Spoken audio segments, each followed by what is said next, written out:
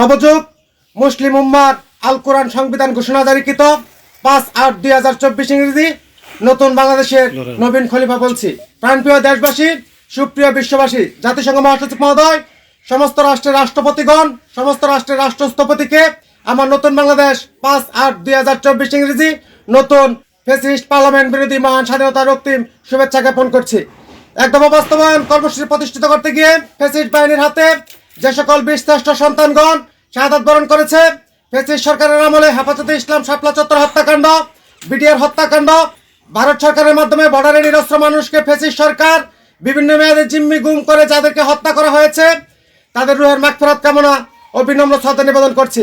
আমার নতুন Bangladesh fascist parliament বিরোধী পতনের ডাক দিয়ে ফ্যাসিস্ট সরকার পতন ঘটিয়ে যেই পার্লামেন্ট থেকে ফ্যাসিস্ট সরকার রাষ্ট্রপতি নিয়োগ করেছে, সেই ফ্যাসিস্ট সরকার পতনের ডাক দিয়ে আমি এই নতুন বাংলাদেশের সর্বোচ্চ জাতীয় পদক president guard of honour regiment অর্জন করেছি সাংবিধানিক বিধি মোতাবেক।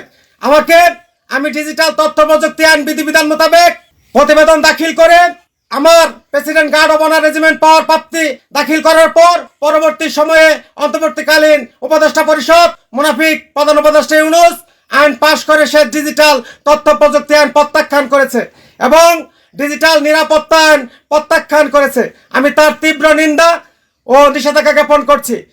এবং একদম বাস্তবায়ন কর্মসূচি প্রতিষ্ঠিত করতে গিয়ে পঙ্গুত্ব জীবনযাপন করে যারা চিকিৎসারত আছে তাদের অতি তাড়াতাড়ি রাষ্ট্রীয়ভাবে চিকিৎসা সম্পন্নকরণ ঘোষণা জারি প্রদান করছি